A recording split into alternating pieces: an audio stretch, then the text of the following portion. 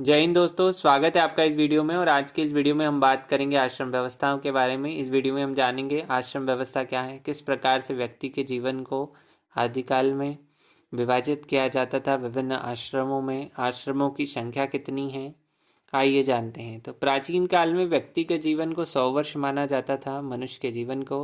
और इन 100 वर्ष को 4 बराबर भागों में 25 वर्ष के प्रत्येक अंतराल पर विभाजन कर दिया जाता था और यही 4 आश्रम कहलाए। इन्हें नाम दिया गया, पहला ब्रह्मचर्य, दूसरा गृहस्थ, तीसरा वानप्रस्थ और चौथा संन्यास।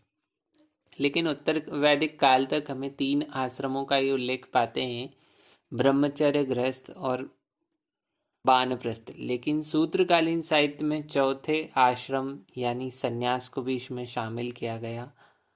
तरीके से प्राचीन काल में 4 आश्रमों की व्यवस्था थी और जिसका मूल था व्यक्ति के जीवन में सामाजिक संतुलन हो, जीवन के विभिन्न पक्षों में वो अपने सामाजिक दायित्वों को पूरा कर पाए और किस तरीके से वो स्वाध्याय धर्म के मार्ग पर चलते हुए मोक्ष को प्राप्त कर लेता है। आइए जानते हैं पहले आश्रम के बारे में। पहला आश्रम मनुष्य के जन्म से लेकर 25 वर्ष की अवस्था थी मानी जाती थी और इसमें व्यक्ति का मूल उद्देश्य ज्ञान प्राप्ति होता था। इस आश्रम के अंतर्गत व्यक्ति 25 वर्षों तक शिक्षा ग्रहण करता था, जिसमें व्यक्ति के जीवन में अनुशासन, पवित्रता, नैतिकता, कर्तव्य की भावना हो, सेवा की भावना हो, आचरण की शुद्धता हो। इस आश्रम में व्यक्ति सामाजिक प्रलोभनों से दूर रहकर किस तरीके से स्वावलंबन के मार्ग पर चलना सीखता है। प्राचीन काल में जो गुरुकुल प्रणाली थी, इसमें जो छात्र होते थे वो गुरु की छत्र छाया में ज्ञानार्जन करते थे और स्वावलंबी बनने के साथ साथ ही इस आश्रम के अंतर्गत व्यक्ति को गृहस्थ जीवन के लिए भी तैयार किया जाता था। इस तरह हम पाते हैं कि ब्रह्मचर्य आश्रम जो है उसको सभी आश्रमों में विशेष माना गया है, क्योंकि इसका उद्देश्य ही है ज्ञानार्जन। प्रत्येक स्टूडेंट के लिए भी ये काफ़ी महत्वपूर्ण होता है, क्योंकि किस तरीके से वह अनुशासन में ब्रह्मचर्य का पालन करते हुए ज्ञान प्राप्त करे और अपने ज्ञान से संपूर्ण मानव जाति को लाभ पहुंचाए। दूसरे आश्रम की अगर हम बात करें तो सभी आश्रमों में विशेष महत्व है इसका गृहस्थ आश्रम। अनेक प्राचीन साहित्य में गृहस्थ आश्रम का उल्लेख है।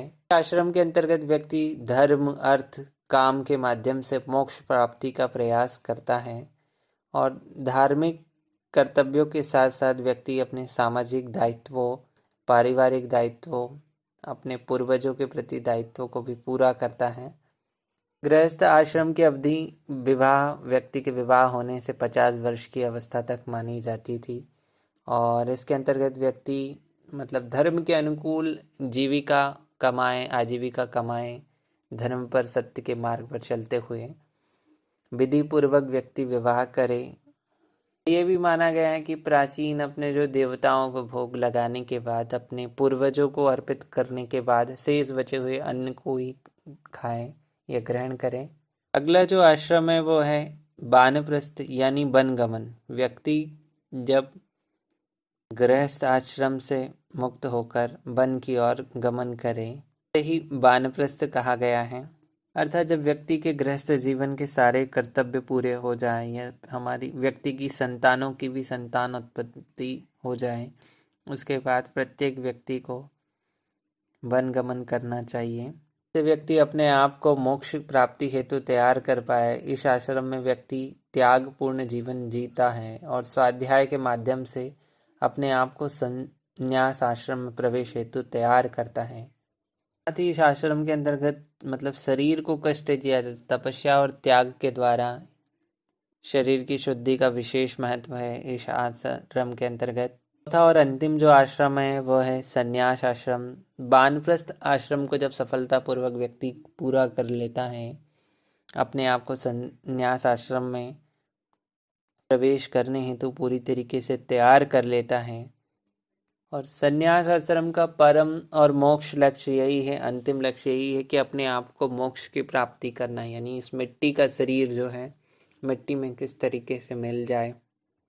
इस आश्रम के अंतर्गत व्यक्ति सन्यासी जीवन व्यतीत करता है, भिक्षा के द्वारा एक टाइम अन्न खाता है और समस्त भौतिक सुखों का त्याग करके मोह माया से दूर रहकर किस तरीके से व्यक्ति अपने आप को मोक्ष के लिए तैयार कर लेता है। इस तरीके से हमने देखा कि व्यक्ति किस तरीके से समस्त सांसारिक बंधनों से मुक्त होकर अपने आप को मोक्ष के लिए तैयार करता है संन्यास आश्रम के अंतर्गत। और प्रत्येक व्यक्ति के जीवन का परम लक्ष्य यही है, मोक्ष। इस तरीके से हमने जाना आश्रम व्यवस्था को। आने वाले वीडियो में हम पुरुषार्थ के बारे में भी जानेंगे। अगर आपको ये वीडियो पसंद आए तो प्लीज़ वीडियो को लाइक कीजिए और चैनल को सब्सक्राइब कीजिए और अपने दोस्तों के साथ शेयर